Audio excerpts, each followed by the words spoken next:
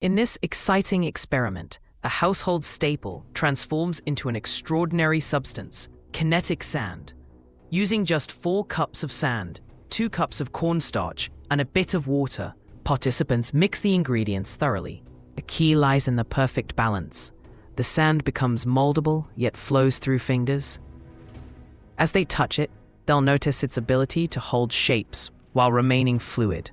Ideal for stress relief and sensory play, kinetic sand showcases the fascinating properties of non-Newtonian fluids, where viscosity changes under stress. It's not just fun, it's a lesson in science right at home.